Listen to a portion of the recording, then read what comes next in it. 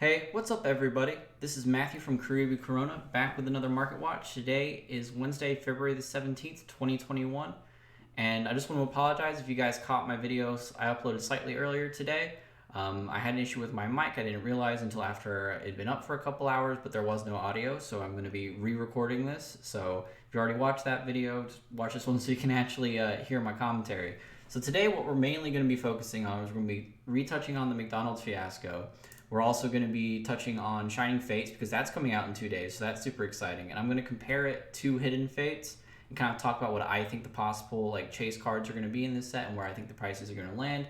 And we're also going to be touching on the normal stuff that we hit on, Vivid Voltage and Champion's Path and all that. So we're going to go for round two.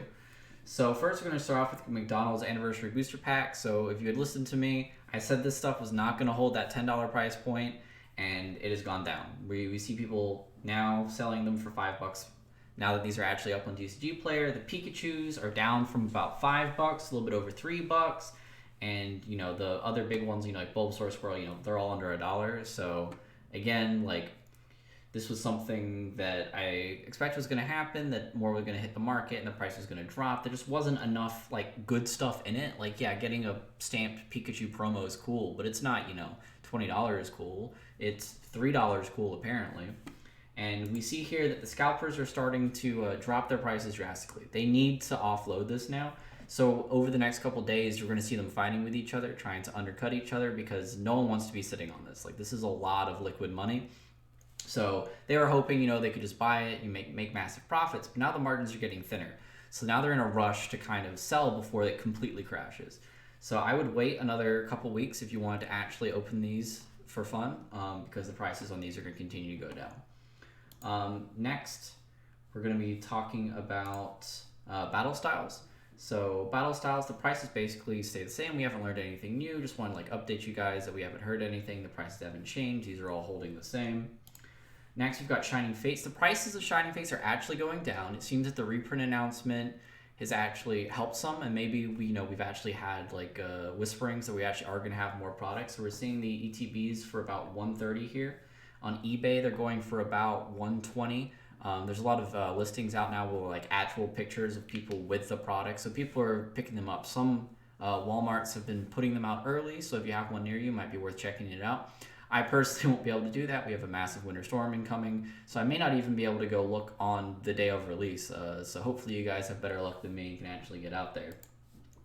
So now we're going to be talking about the chase cards from Shining Fates. And obviously, the most obvious one is a Charizard VMAX. So I think that, this guy is pre-selling it at $2,000, which is, I'm going to be honest, it's ridiculous. There's no way it's going to be worth that much. Maybe in 20 years, 10 years maybe. But I honestly think this is going to settle around a $500 to $600 point in the next 2 weeks coming out. It might go down once we have some reprints. And then in the long term, I think it's going to go up and maybe settle towards $700 in maybe 2 or 3 years.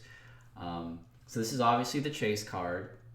And another thing to consider is that it might hold more value than the other one potentially, because I personally think the pulls in Shining Fates are a little bit worse overall than they were in Hidden Fates, at least for the Pokemon they picked. So that might be something to consider, that this could actually be higher than the one from Hidden Fates that we'll touch on later.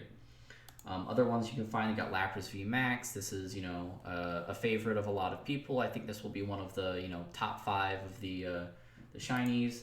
Toxicity, personally, I don't think this is going to do too well. I'm not, super in touch with all of the modern cards and all that, but this isn't one that kind of jumps out to me as one that people particularly care about, because I don't really hear people talking about it being their favorite Pokemon. If it is your favorite Pokemon, I'm sorry, let me know why you like it. Maybe I can get some appreciation for it too, but that's just my guess. I think Ditto VMAX will also be in the top 4 or 5. I think that, this is one of the original Pokemon. People really enjoy Ditto. It's just kind of goofy, so I think this one has some staying power, kind of like Snorlax. This is the Eternus VMAX. I know this one held some decent value in the Shining or the Hidden Fates version of it. So I personally find this art really cool, and it is a legendary Pokemon. I don't think it's going to be too expensive, but I would expect it to be around $50, $60 on release, and it should come down after that. Next, you got Grimace. Now, this is one of my wife's Pokemon that she really enjoys. I personally don't know much about it. I know it's a really cool looking Pokemon. I think this is going to be more mid to bottom of the VMAX Shinies. You got Real Bloom VMAX. I think this one has potential. It's, I think, the only starter that got a VMAX.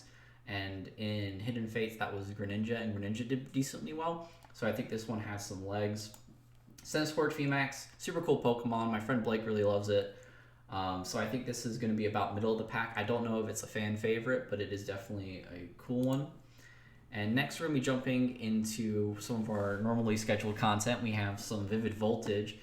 This has been on the way up and it's kind of like settled around $80. So if you got these at MSRP, good job. Or even, 3-4 weeks ago when they were $50, but those ships are long gone. So I personally would wait. They're probably going to reprint this. So just give it a couple of months and you will be able to get your hands on these again.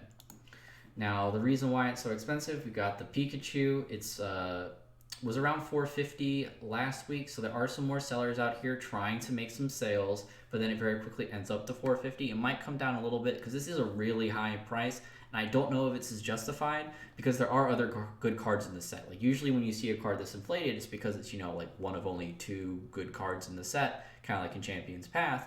But in this case, there are loads of like pretty pricey cards in Vivid Voltage, so there is a shortage issue, but I think that this might settle down a bit closer to 400. And then if there are reprints, it could probably dip under.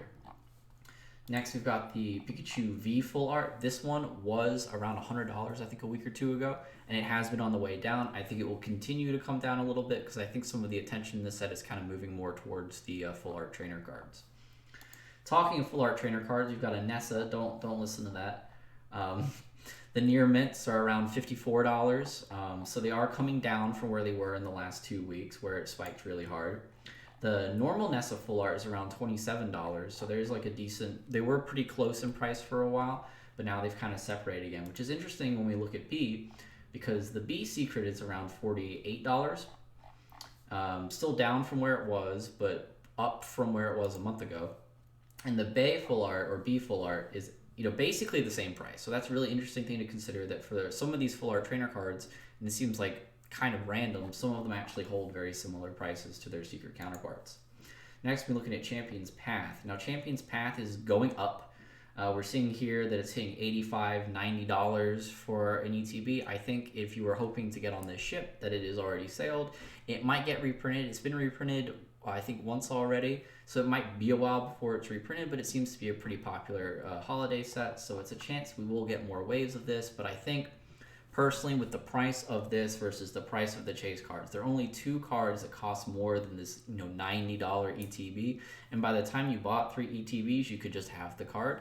So I think if you want it, you should just buy it. The Charizard V Secret has been slowly kind of edging up. We're getting close to around $300 here. It was hovering around $275, $280 for a while. It's been kind of creeping up to $300, and it's actually beating out the VMAX Secret now. So the VMAX Secret, apparently, that $300 wall was too high, so now people are undercutting each other, and now we're down to around, you can get one near mint for $275 from a really reputable seller. So if you listen to me and my opinion, then and you end up picking up the shiny one, then you made a good call, because I think it was the better card, the cooler looking card, and it seems that the market is turned to agree with me as well.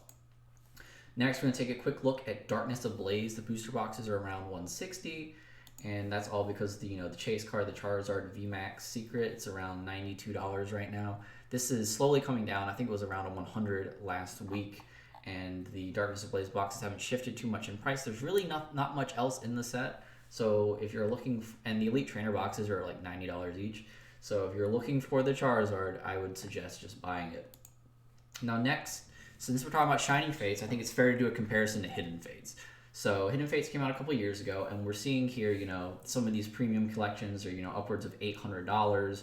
The Elite Trainer boxes, which is a thing most people open, are around $180, which is absolutely absurd. So this is just something, where Shiny Fates could be in a couple years, though I do think Hidden Fates was a better set, so I think we won't hit these kinds of heights necessarily, and also there'll probably be quite a bit more printings now that Pokemon is aware of it. But kind of, for a point comparison, This is where the Charizard is from Hidden Fates. It is sitting, if you want a near mint copy, around $700. So I think there is possibility for the one from Shining Fates to reach that height, but I don't think it's going to do it immediately. Because Hidden Fates has the issue where you actually can't find it anymore. Shining Fates is going to be hard to find, but still actively, we know it's going to be printed more, right? Hidden Fates, we don't know. So I think that initially, that $2,000 price point on the Shining Fates version is just kind of ridiculous. I think it will settle around $500-$600. It probably dip for a bit, and then it will come back up, and in a couple years, it'll probably settle around here. The Umbreon GX. Now we're getting into the ones besides like the main chase one, and this is where I think that Hidden Fates has the edge. I think it has a better selection because it has evolutions and some of the earlier gen Pokemon. And I know everyone loves Eevee. Everyone loves the evolutions. I have friends who, have Umbreon tattooed on their body. Shout out to Blake from the team MST Negates. And he loves his Pokemon. This is, and loads of people do. It's an iconic Pokemon. And, next, this one's over, 210. We've got Espeon over here, 112.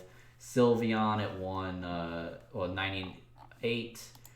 And then, so we've got, 3 evolutions in the top 4 for this set. And, it's because those Pokemon are so popular. And I just don't see that kind of popularity with the same Pokemon in Shining Fates. So that's why I think Hidden Fates was a better product and why Shining Fates is not going to perform as well. I mean, I think it's going to perform exceptionally. Like, that Charizard is going to sell. I personally like, the Ditto, the Lapras, the Centiskorch. Those are all things that I'm interested in. And I think it's going to do well. Like, I think it's going to do really well. But I don't think it's going to do, like Hidden Fates is kind of unprecedented. Take this other ones. They even have a trainer card up here at, almost $80. And, again, fan favorite. This is personally my favorite gym champion. She's got Garchomp and Lucario. Like, what's not to like? Get the shiny Lucario in there. Leafeon. Oh, look, it's another evolution. Surprise, surprise. And then, Greninja, which I was talking about with the Rillaboom having a chance of doing well, is because this Greninja is kind of holding up around $60. Now, guys, that's the end of this market watch. I'm sorry about the mess up. I hope, I can make it up to you. Please don't forget to like, comment, and subscribe. I really appreciate it, and I hope you have a wonderful rest of your day.